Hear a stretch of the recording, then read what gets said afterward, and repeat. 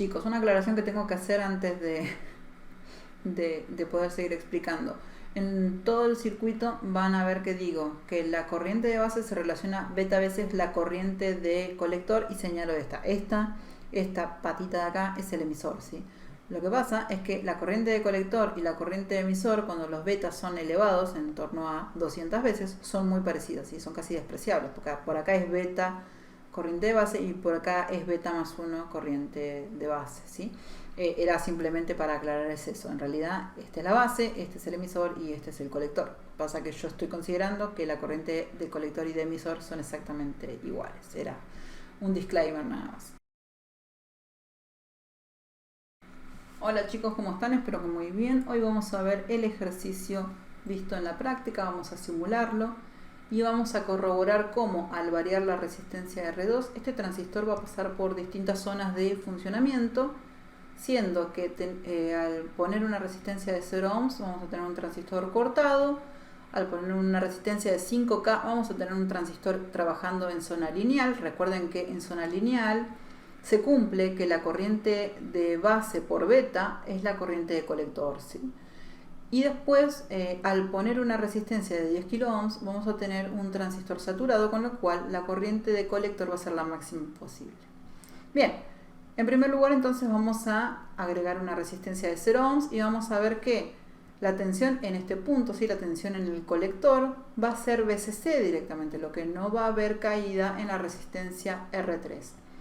Entonces, si ponemos simular y agregamos la tensión en colector, debería ser 20 volts. Efectivamente, la tensión en colector es 20 volts. Podemos agregar, si quieren, la corriente de base. Si recuerdan que una corriente de base cuando está en zona lineal está en torno a los microamperes. Y si agregamos eso, nos dice que la corriente de base está en torno a los picoamperes, y por 10 a la menos 12 es despreciable, con lo cual se evidencia que el transistor está cortado. Ahora lo que vamos a hacer es variar esta resistencia y vamos a poner que vale 5K. ¿Qué deberíamos evidenciar al hacer esto? Cuando nosotros ponemos una resistencia de 5K y suponiendo, nosotros decimos que el transistor va a estar en zona lineal, lo que vamos a observar primero que nada es que la tensión en la base va a ser inferior a la tensión en el colector y que hay una relación entre la corriente de base y la corriente de colector de beta veces.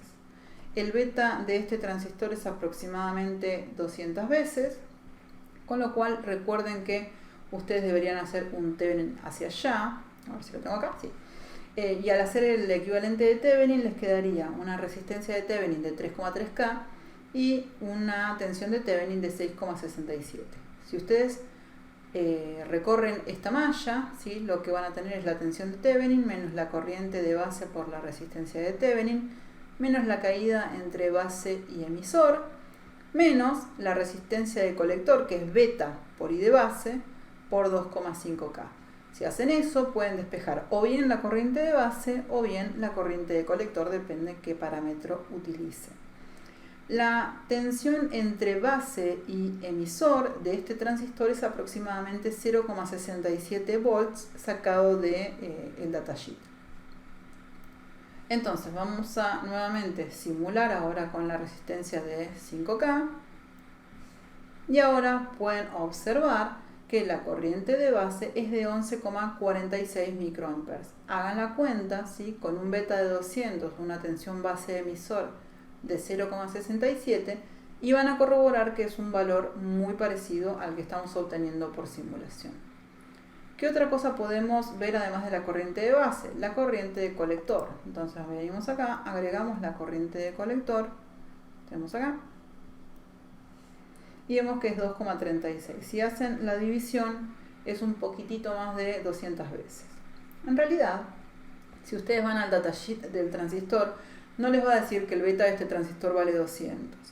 Les va a decir que varía entre 75 y 300 más o menos. El simulador, este simulador, está utilizando un beta de 200. Pero la realidad es que este tipo de transistores no tienen un beta fijo, sino que tienen un beta que ellos te aseguran que amplifica, ¿sí? O sea, en este caso el simulador está usando un beta de 200. Bien, ¿Qué tenemos que corroborar además de la corriente de base y de la corriente de colector? Ustedes hagan las cuentas, ¿sí? Que la tensión en base y la tensión en colector, esta tensión es menor que esta. Entonces vamos a ver si efectivamente es cierto. Vamos a agregar tensión en base y tenemos que es aproximadamente 6,63 volts. Si agregamos una nueva señal, vamos a poner la tensión en colector. Fíjense, está acá arriba, ¿sí? 10,8 volts aproximadamente. Entonces corroboramos, ¿sí? En azul, fíjense, es tensión de colector, que la tensión de colector es mayor que la tensión de base, con lo cual estamos trabajando en zona lineal. ¿Qué otra cosa podrían calcular? Podrían calcular la tensión en emisor si ustedes quieren. Venimos acá, agregamos la tensión en emisor y tienen que es 5,95 volts aproximadamente. Todas estas cuentas deberían poder corroborarlas ustedes con los datos que les di, con los datos de el problema, y teniendo en cuenta que la tensión entre base y emisor es de 0,67 y el beta es de 200. Bien, entonces con 5K se evidencia, ¿sí?, que el circuito está trabajando en zona lineal y hay una relación entre la corriente de base y la corriente de colector de beta veces. Ahora, ¿qué pasa si la resistencia R2 vale 10K? ¿Sí? Hacemos eso y nosotros calculáramos el equivalente de Thevenin, tendríamos que ahora el equivalente de Thevenin, tenemos una tensión de 10 volts y una resistencia de 5K. Cuando ustedes calculan suponiendo, ¿sí?, recuerden esto, cuando ustedes antes de saber que el circuito está saturado, ustedes hacen la suposición de que se cumple, que la corriente de base está relacionada con la corriente de colector por beta por I de base es igual a corriente de colector. Ustedes plantean esta malla, si hacen 10 volts menos la corriente de base por la R de Thevenin, menos la tensión base emisor, menos la corriente de colector por 2,5 y calculan la corriente en la base. Al hacer eso y al calcular la tensión en este punto y luego al hacer 20 volts menos la corriente de colector por 3K9 y obtener la tensión en colector, van a darse cuenta que la tensión en la base es mayor que la tensión en colector, con lo cual es una evidencia de que el circuito de que el transistor está saturado. ¿Qué pasa al estar saturado? Todas las cuentas que acabamos de realizar no son válidas porque ya no se va a cumplir que beta por la corriente de base sea la corriente de colector. Entonces lo que tenemos que calcular es la corriente de colector de saturación. ¿Cómo vamos a hacer eso? En la práctica lo que hacíamos era BCC dividido estas dos resistencias, porque estábamos suponiendo que la tensión colector emisor de saturación era 0 volts. Bien, eso no va a pasar acá. Si hacen esa cuenta no les va a dar, porque si ustedes se fijan el datasheet de este transistor en particular, el 2N2222, les dice que la tensión colector emisor de saturación es aproximadamente 0,4 volts. O sea, no es 0, sino 0,4. Entonces la cuenta que ustedes deberían hacer es 20 menos 0,4 dividido estas dos resistencias, y con eso obtendrían la corriente de saturación. Si hacen eso, que yo lo hice, esperen que tengo por acá las cuentas, me daba aproximadamente 3,06 miliamperes. Y la corriente de base de saturación aproximadamente 210 microamperes. Vamos a corroborar si eso es cierto. Si vamos a resimular esto, simulación, ahí está. Y tenemos que, vamos a agregar, dijimos la corriente de colector. Corriente de colector yo les dije que la calculé en saturación y me daba 3,06. Y esto me da, si se fijan acá, 3,02. Está bastante parecido a lo que calculamos a mano. Y la corriente de base, vamos a agregarlo, corriente de base, acá. Vamos a sacar esta porque no nos permite ver, ahí está. La corriente de base en torno a 230 microamperes. Yo les había dicho que a mí me había dado 210 microamperes. Está bastante parecido porque no estamos teniendo en cuenta todas las cosas que el simulador sí tiene en cuenta, ¿sí? Es más, puede ser que tenga alguna diferencia con respecto que esté usando el datasheet de otro fabricante. pero dentro de lo considerable es muy parecido. ¿Qué es esto que hace acá? Recuerden que el transistor no va a entrar en saturación instantáneamente, así es hasta que se satura, es por eso. Bien, ¿qué otra cosa tenemos que corroborar cuando el circuito está saturado? Que la tensión en la base sea mayor que la tensión en colector. Entonces vamos a ver si efectivamente eso es cierto. Vamos a agregar tensión en base y obtenemos aproximadamente 8,84. Fíjense que esto parece muy abrupto, pero es 8,84, 8,84. Todo esto es 8,84, ¿sí?